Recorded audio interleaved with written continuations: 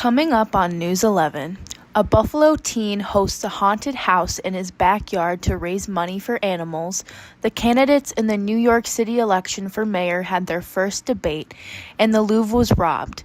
All this and more, News 11 starts right now.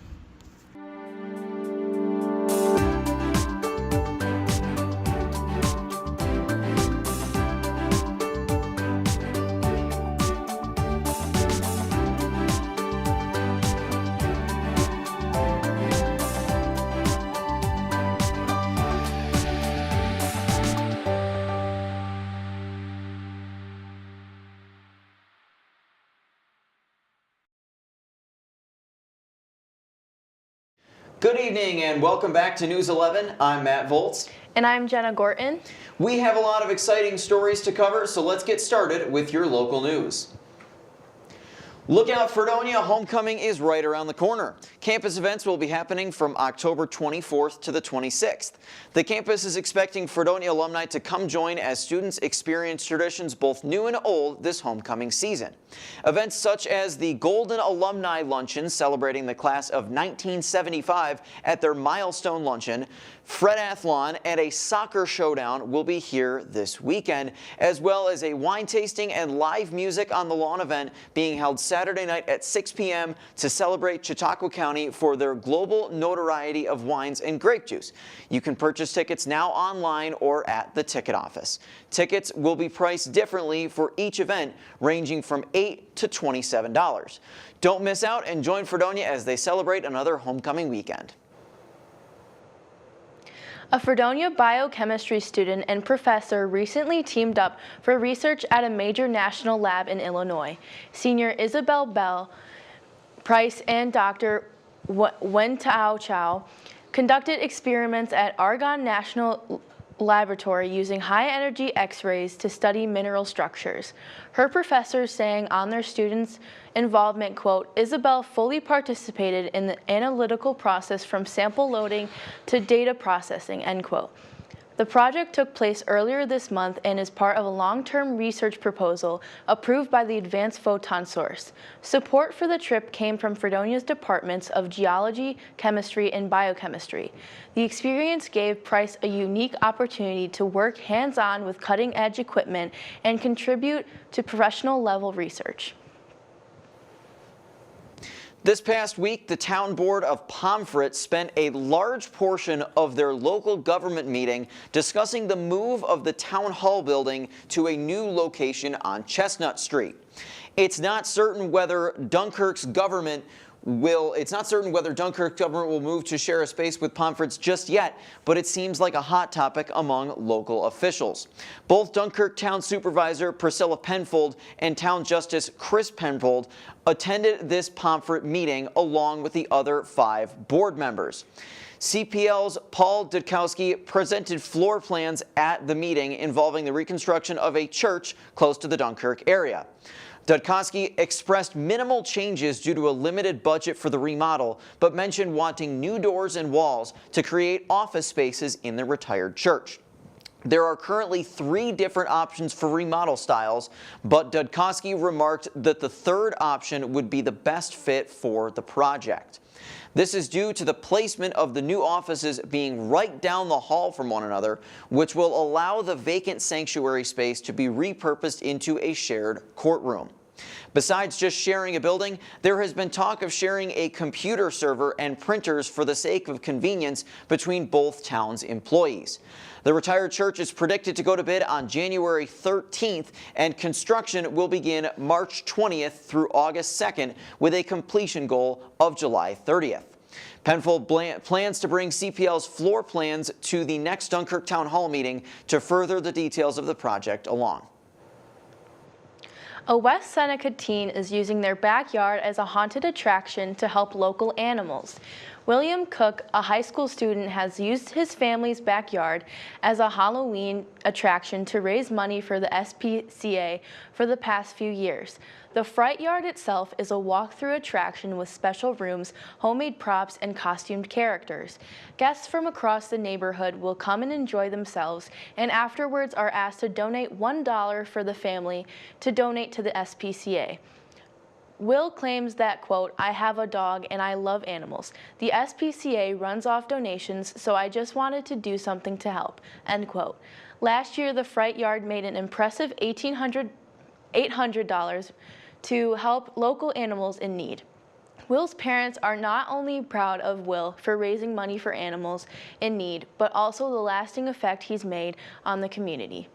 With the Fright Yard becoming an event the community looks forward to, hopefully William will be able to raise more money for animals in need. This past Saturday across the country, protesters gathered for No Kings Day, with several protests happening across Western New York. More than 20 of these protests were held across the state of New York, with thousands rallying in Buffalo. The largest local rally taking place in front of Buffalo City Hall, with thousands gathering in Niagara Square to protest President Donald Trump and his administration, as well as hundreds gathering along Main Street in Williamsville and along the Williamsville Skywalk. Both were peaceful protests with no reported incidents. These rallies came after the first No Kings protests held back in June, which coincided with the military parade in Washington, D.C., which marked the U.S. Army's 250th anniversary, which also fell on President Trump's birthday. These rallies came after the federal government continues to remain shut down, which could extend beyond 35 days, making it the longest shutdown to date.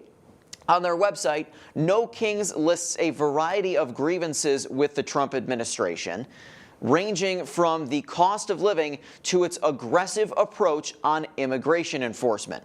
These protests aim to fight against the Trump administration's harmful rulings, with more than 2,600 rallies being held throughout the country, and Western New York's handful of protests helping to add to that fight. The town of Tonawanda is scaling back its plan to create its own municipal ambulance service. Instead, town officials have voted to extend a 2-year contract with Twin City Ambulance, their current provider.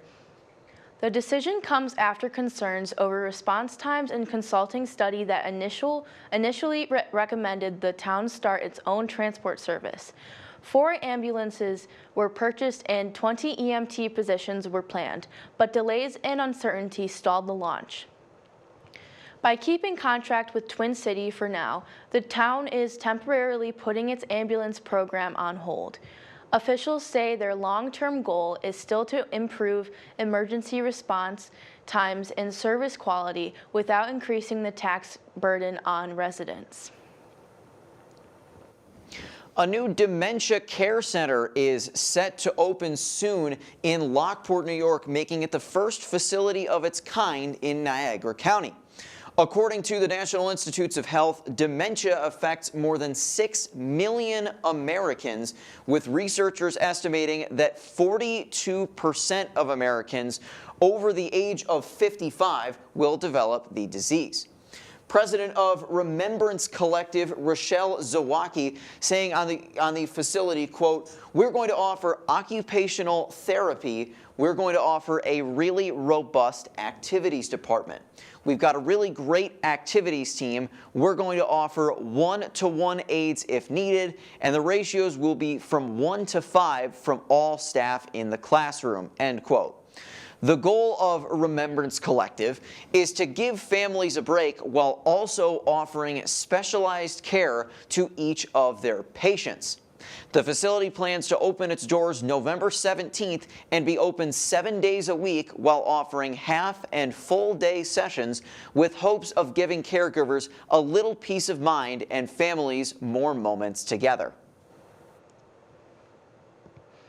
As the federal shutdown moves into another week, millions of Americans are at risk of losing their food assistance as the Trump administration claims there is not enough money to pay for benefits under the Supplemental Nutrition Assistance Program, formerly known as food stamps, SNAP benefits help provide food to over 40 million people every month. According to the USDA, St. Peter's Kitchen, a volunteer kitchen in Rochester providing support for people struggling with food insecurity, said that the number of meals they serve per day has doubled in the past year. Bob Boyd, CEO of St. Peter's Kitchen, said, quote, "Most of these folks come here, they're not homeless. These are people who were in their 70s who are trying to get by on a little money, and they rely on organizations like ours to get through that," end quote. Many other groups and organizations have also spoken up on behalf of people who rely on assistance to pay for their nutrition, demanding the Trump administration to reverse the cuts it's made to SNAP benefits earlier in the year. And when we return, we will have your national stories. We'll be right back.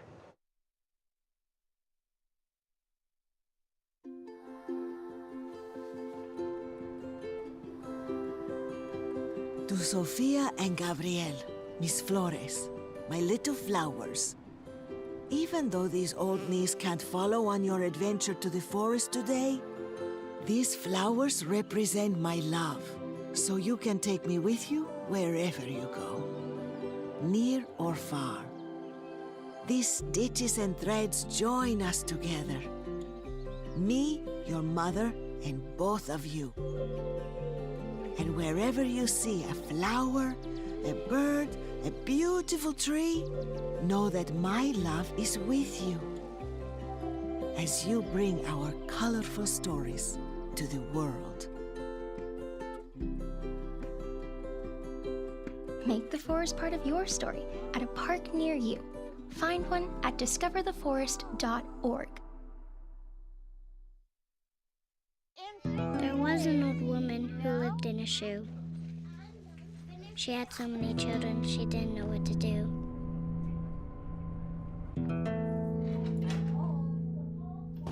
She gave them some broth without any bread and kissed them all soundly and put them to bed. Hunger is a story we can end. End it at feedingamerica.org. A Ninth Circuit Court of Appeals ruled on Monday, allowing the Trump administration to deploy National Guard troops in Portland. This ruling overturns one of two lower court decisions which were to block the deployment of troops, but currently the second court decision is still in force, so troops cannot immediately be deployed. This decision was made days after President Trump urged the Supreme Court to allow him to deploy the National Guard in Chicago in an emergency appeal of another lower court order. This decision was made in a 3-judge panel, which weighed on the 2 temporary restraining order put in place by U.S. District Judge Karen Immergut. The Trump administration is currently looking to have the second ruling be thrown out or paused, arguing that the court orders rely on the same legal reasoning. Of the 3-panel judge ruling, 2 of which were Trump-appointed judges and sided with the administration's appeal, the third judge, Susan P. Graber, said in a statement, quote, "Today's decision is not merely absurd, it erodes core constitutional principles, including sovereign states' control over their states' militias and the people's First Amendment rights to assemble and to object to the government's policies and actions," end quote. The president has cited that the call up for troops comes from the protests and meetings outside of Portland's Immigration and Customs Enforcement facility. Oregon Attorney General Dan Rayfield is asking for the Ninth Circuit to act swiftly in a larger panel of 11 appellate judges to reconsider the case in an en banc review. Rayfield said, quote, "Today's ruling, if allowed to stand, would give the president unilateral power to put Oregon soldiers on our streets with almost no justification," end quote. The state of Oregon plans to file its own petition for an en banc review, and currently attorneys for the state and the Trump administration will have until midnight on Wednesday, October 22nd, that's tonight, to make their case for or against an en banc review. Former FBI Director James Comey launched 2 efforts on Monday to have the federal charges he faces for allegedly lying during congressional testimony thrown out. The motions begin Comey's official defense in the case brought against him by Trump's Justice Department in late September, in which Comey pleaded not guilty to charges that he provided false statements and obstructed a congressional proceeding. The charges against him pertain to Comey's testimony before the Senate in September of 2020, and the indictment was returned less than a week before a 5-year statute of limitations was set to expire. The first effort to throw out the case claims his case is the result of a personal vendetta by President Donald Trump, and the second that says the prosecutor in charge, interim U.S. Attorney for the Eastern District of Virginia and White House advisor Lindsay Halligan, is illegitimate. Halligan's appointment by Trump has been said to be unlawful, as the previous interim U.S. attorney had already served the legally allotted 120 days that someone can serve before needing to be confirmed by the Senate. This means that Trump was not able to appoint a new interim and avoided the Senate confirmation process altogether, with Comey's team calling the move a scheme to circumvent Congress's role in the confirmation process. On Monday, Comey's attorneys, led by his friend and colleague Patrick J. Fitzgerald, argued that the criminal charges he faces amount to an egregious abuse of power by the federal government. They said, quote, "The United States Constitution entitles individuals to speak out against the government and in turn forbids the government from retaliating against individuals for their protected speech, but that is exactly what happened here," end quote. As part of their filings, Comey's legal team provided Judge Michael Nachmanoff with an extensive list of public statements capturing the former FBI director's criticism of Trump and Trump's subsequent posts attacking Comey. Comey's lawyers called Trump's posts, quote, "smoking evidence," end quote, of an unfair prosecution. Requests by defendants for their charges to be dropped based on a claim that they're being unfairly targeted are rarely granted, but legal experts have said it's possible judges could be more receptive to such efforts in cases like Comey's. This seems to be what has happened, as Comey's legal team had so many examples of Trump and other officials' animosity that they have persuaded Judge Nachmanoff to give the lawyers an extra 15 pages to work with. This past Monday morning, October 20th, Amazon Web Services had a nationwide outage. This outage affected many different places, ranging from social media apps like Snapchat and Reddit to games like Roblox and Fortnite. Amazon Web Services has a large global footprint and helps businesses with any computing needs. On Monday, they faced an outage known as a domain hack system, or a DNS error. The DNS is supposed to act, quote, like a map, end quote, leading users to different apps and or links, but unfortunately the DNS didn't do its job and led internet users off course. At this time, we don't know if it was just an error or if it was a cyber attack, but the outage happened at one of the largest and oldest AWS sites located in Northern Virginia. Some experts said the outage could have been a result of, quote, the risks of putting all your eggs in one basket, end quote. AWS worked all Monday long on the issue, and all the sites that were affected are back online as of yesterday. Doug Martin, a former All-Pro NFL running back for the Tampa Bay Buccaneers, has tragically died following an altercation with Oakland police officers. He reportedly, quote, became unresponsive after being arrested, end quote. Martin was transported by paramedics to a hospital where he then died.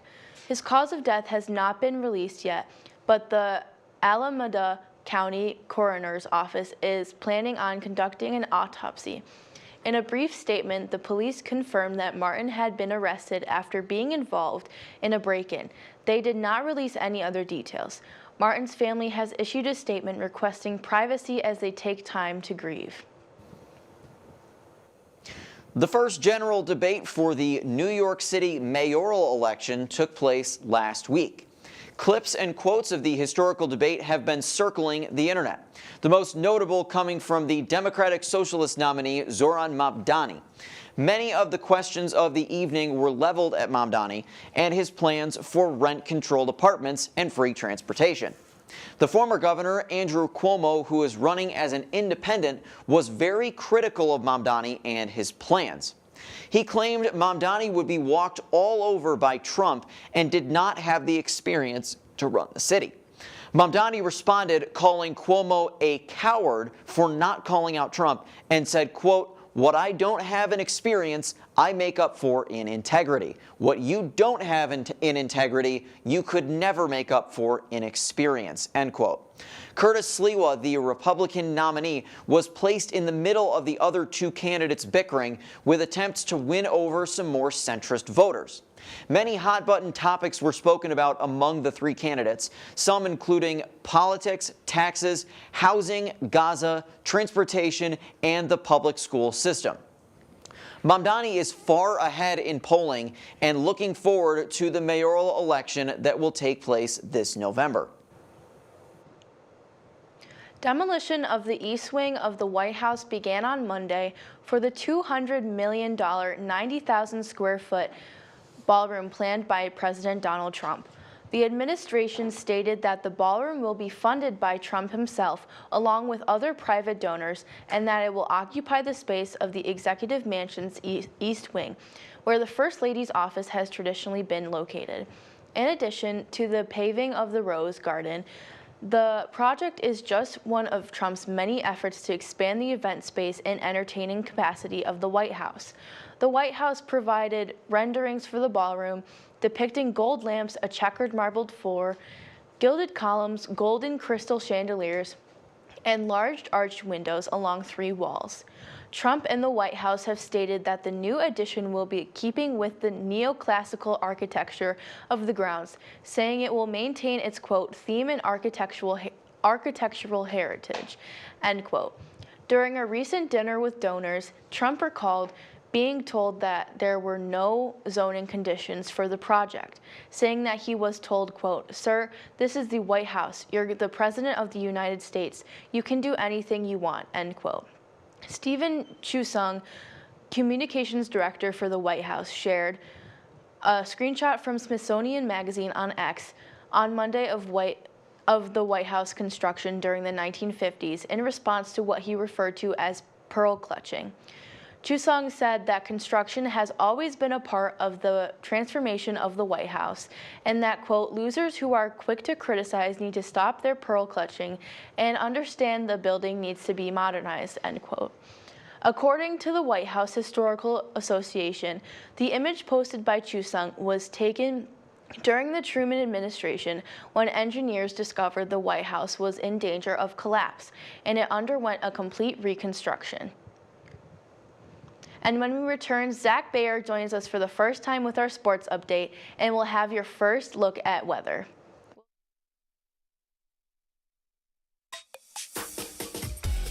This one's for the real ballers and shot callers, the sisterhood of women in tech. They're discovering cures, building apps, and programming the blockchain. They're CEOs, worldwide hustlers who can make it rain. They're tearing down the old boys club and seeing big gains. Because when women in tech come together, you know they make that change.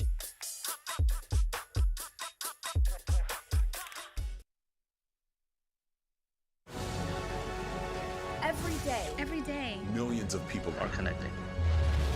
And even though we're overcoming obstacles, watching each other's backs, and banding together, we should still make an effort. To get to know each other on a deeper level. Father, cosplayer, mentor, actor. It's time we take a step forward. Come together and discover how accepting our differences can make us stronger.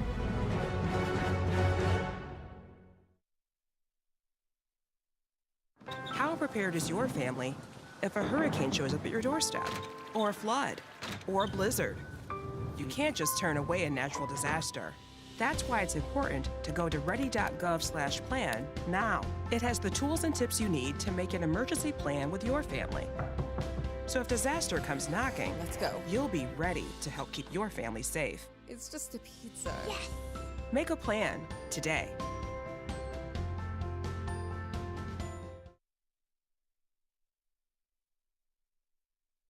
Most of my family, they never graduated high school or even let alone go to college, so I'm trying to break that barrier. Every day after work, went straight to school, studied hard, and it paid off. I could not have done it alone. I see the future is really bright for me. The high school diploma is just added to the confidence, and now I feel unstoppable. Find free adult education classes near you at finishyourdiploma.org.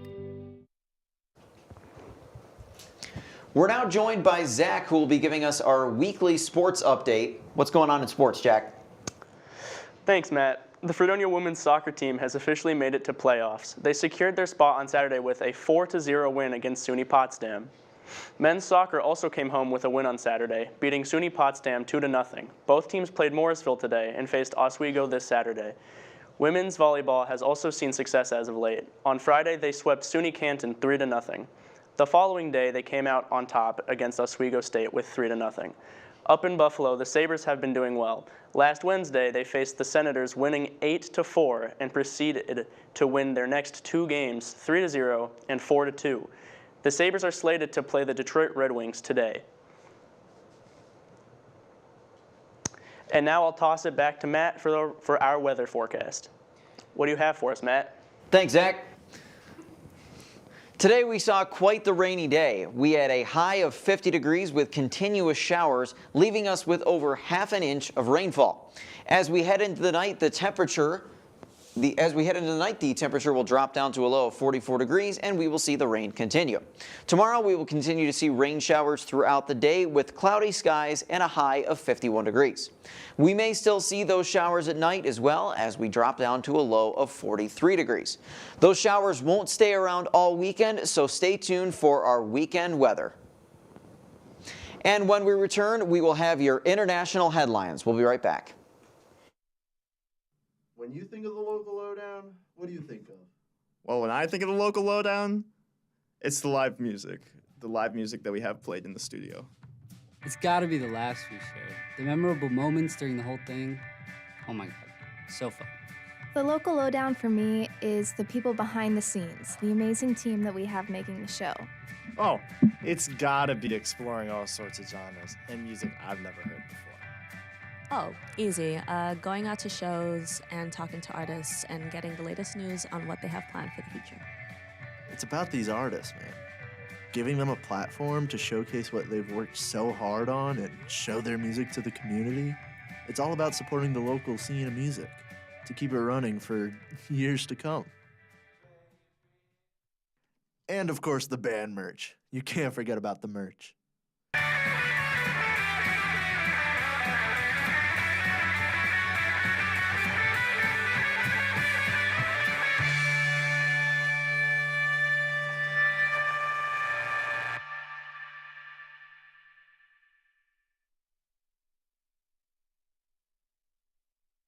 Most of my family, they never graduated high school or even let alone go to college, so I'm trying to break that barrier.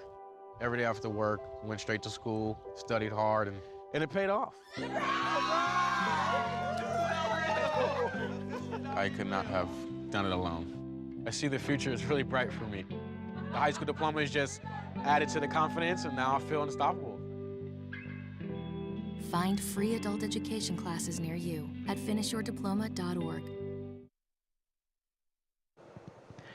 The largest museum in the world, Paris's Louvre Museum, was the target of a jewelry heist on Sunday, where an estimated $102 million worth of historical artifacts were stolen.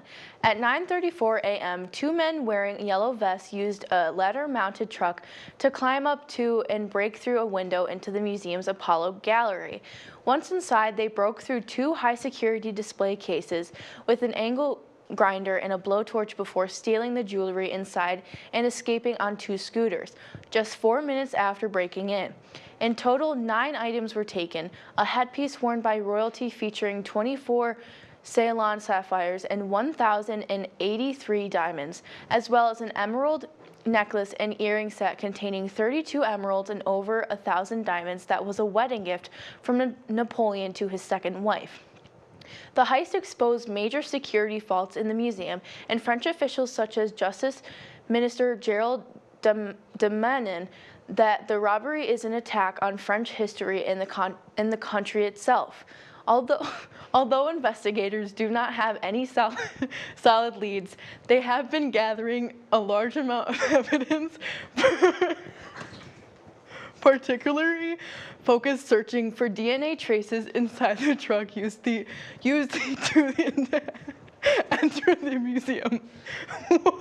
One of the getaway scooters has also been recovered, in addition to a helmet believed to have been worn by one of the thieves. French Senate member Nathalie Goulet said that she is very pessimistic about the possibility of recovering the stolen jewelry intact, saying, quote, "The jewelry will be cut up and sold at museum system," end quote. Art Recovery International founder Christopher Marileno added that the thieves might melt the metals down and recut the stones if they are looking to get cash as quickly as possible. Anti-poaching dogs are being used in Zimbabwe to protect valuable and endangered species in southern Africa. Belgian Malinois are being trained in Wales at kennels associated with the organization Dogs for Wildlife to track down poachers. Dog trainers Darren Priddle and Jackie Law saw images of poached rhinos in 2015 and decided they needed to put their training skills to this cause. They started priming puppies to be trained at just a few days old and as they care for and raise them. More formal training begins at 6 weeks old for the tracking pups. They are exposed to the sights and smells of the African wilderness, both to be able to track and to be desensitized to other stimuli. The dogs are sent out on their tasks at about 1.5 years old and are placed with trained rangers. Priddle shared that their efforts have been so successful that some wildlife reserves have completely eradicated poaching on their lands with the help of the dogs.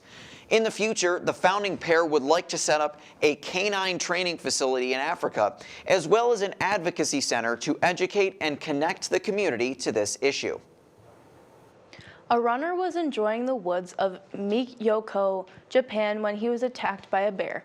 Billy Halarin knew that bear attacks had been increasing this past year, but did not expect them to interrupt his regular running trails. He is familiar with these woods, running, walking, and even running an ultra-marathon through them. When he spotted 2 Asiatic black bears staring at him on the trail, he tried to back away, but they stepped forward. He feared running would set them off after him, so he tried scaring them off instead.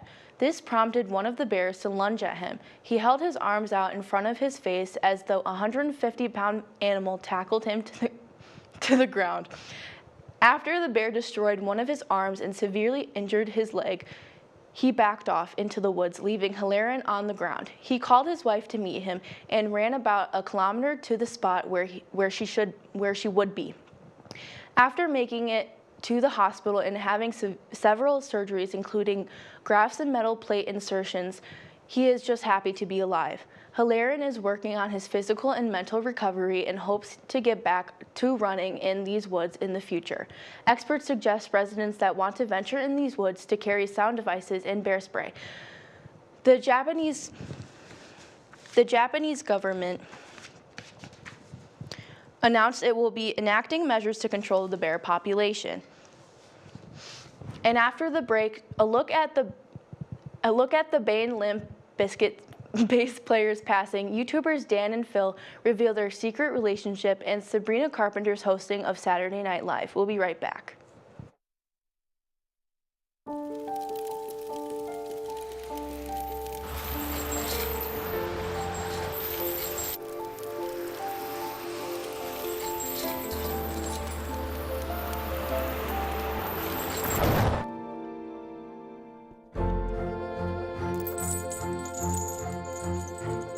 Did you know dragging chains can spark a wildfire? Only you can prevent wildfires. When I was in foster care, I never knew when I would have to move, so I always had my suitcase ready to go. Then one day, I was adopted. My new parents opened their hearts and home to me. My parents cook my favorite breakfast for me every morning. My parents take me on trips I never thought I would go on. They gave me a home and an even better reason to use that suitcase. My parents aren't perfect, but they're perfect for me.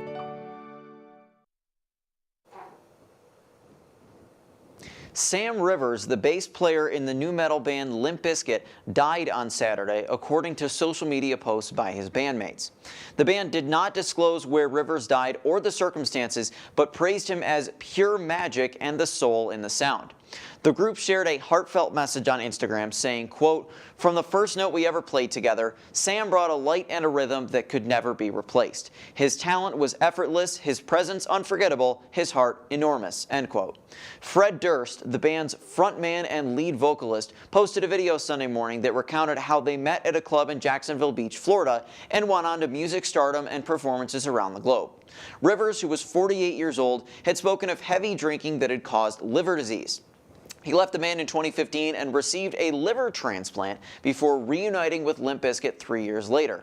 Durst went on to praise his former bandmate, saying, quote, "He really did have an impact on the world, and his music and his gift is the one that's going to keep on giving. I just love him so much," end quote. British content creators Dan Howell and Phil Lester, mainly known online for their YouTube channel Dan and Phil, have confirmed their relationship status after 16 years of hiding the truth.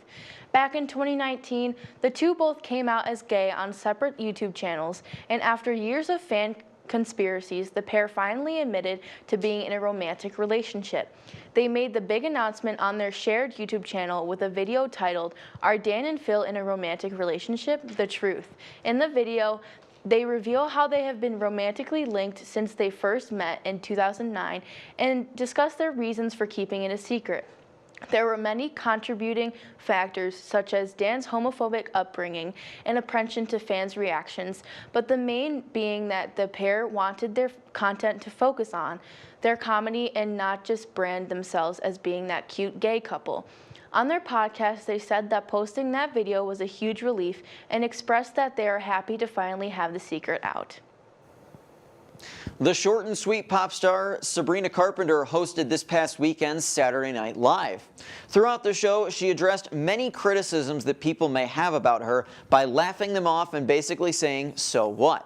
Carpenter says, quote, "There's really so much more to me. I'm not just horny, I'm also turned on, and I'm also sexually charged. I also love to read," end quote.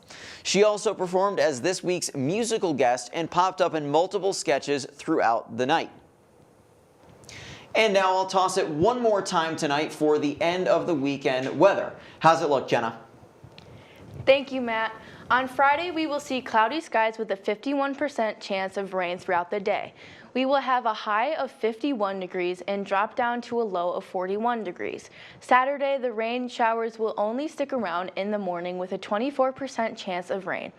We will see some sun throughout the day as well with a high of 53 degrees. As we head into the night, we will start to see more clouds as we drop down to a low of 40 degrees. And on Sunday, we will hopefully see a day with no rain, with partly cloudy skies in the morning and a high of 56 degrees. There will be mostly clear skies as we head into the night and drop down to a low of 38 degrees. And that's all we have for your weather this week. Thank you so much, Jenna. That does it for News 11. Thank you to our behind-the-scenes crew. We'll be back next week. And as always, thank you to everyone watching at home. Have a great night.